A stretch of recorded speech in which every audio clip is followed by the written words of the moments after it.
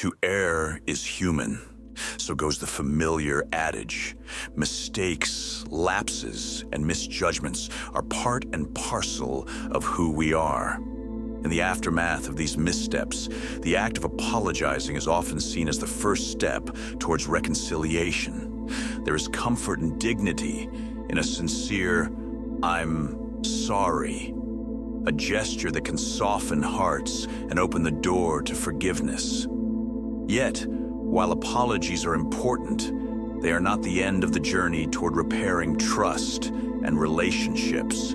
From the perspective of someone who understands human nature, it becomes clear anyone can utter the words, "I'm sorry," but only a change in behavior proves that the apology is genuine. Without meaningful change, apologies become little more than empty phrases, just echoes that fade quickly, leaving wounds unhealed and trust unrestored. An apology is, at its core, an acknowledgement of wrongdoing. It is a verbal expression of regret meant to signal to the harmed party that their pain is recognized. In many cultures, apologies are taught from a young age as the polite, expected response to causing hurt, intentional or otherwise. They are the social glue that can, in an instant, diffuse tension and signal a desire to move forward. However, apologies are also, in a sense, easy. The words can be offered with or without true understanding or remorse. They may soothe in the moment, but without substance, they risk becoming a performance, one that is easily repeated and just as easily forgotten. The true value of an apology lies not in the words themselves, but in the intent behind them. What then is lacking in an apology devoid of follow-through? The answer lies in the simplicity with which anyone can say, "I'm sorry." Words, after all, are cheap. They require little effort, no sacrifice, and sometimes no real intention to do better. This is why apologies, when not paired with meaningful action, ring hollow. When someone says they are sorry but returns to the same behavior, the apology ceases to have meaning. It becomes a ritual, devoid of substance, a bandage placed over a wound that continues to bleed beneath. Habitual apologies not backed by change can erode trust more deeply than the original offense. Let's face it, change is difficult. It requires self-reflection, humility, and effort. To alter one's behavior is to demonstrate through action a commitment to improvement and a genuine respect for the person who was hurt. When someone apologizes and then consciously works to behave differently, they show that their regret is not fleeting, but rooted in a desire to do better.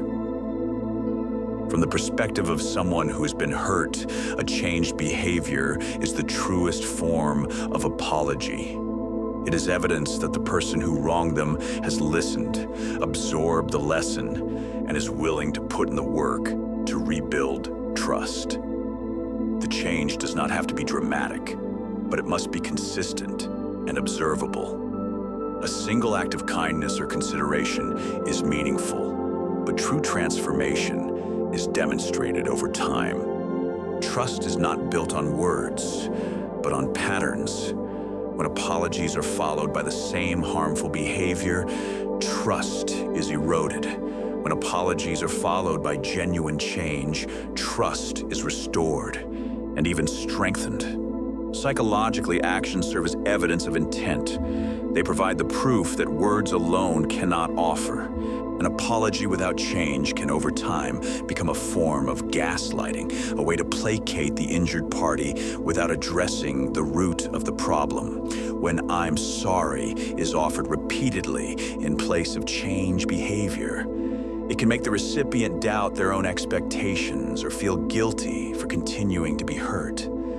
This dynamic is particularly destructive in close relationships, where patterns of apology without change can lead to resentment, distance, and ultimately, the breakdown of connection.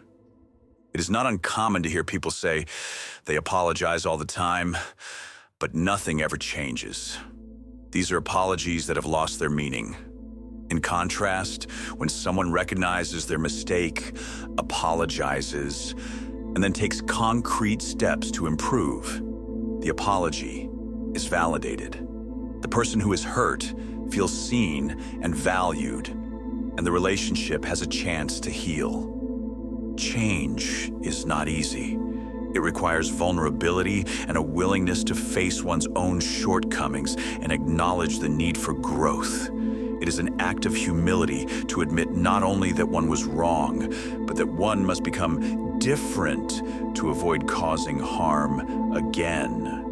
This process may involve seeking feedback, learning new habits, or even professional help, but it is through this effort that apologies become meaningful. To those who have been hurt, the greatest gift is not always hearing the words, "I'm sorry," but seeing that those words are backed by effort, by self-discipline, and by respect.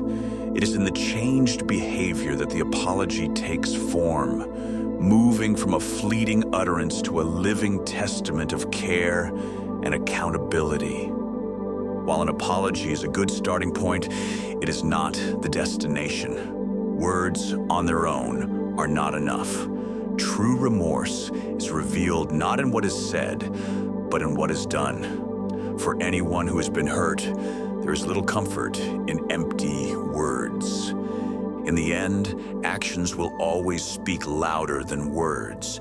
When apologies are coupled with sincere change, they become the foundation for stronger, more honest relationships. Without change, however, they remain only echoes, soft and powerless, to truly make things right.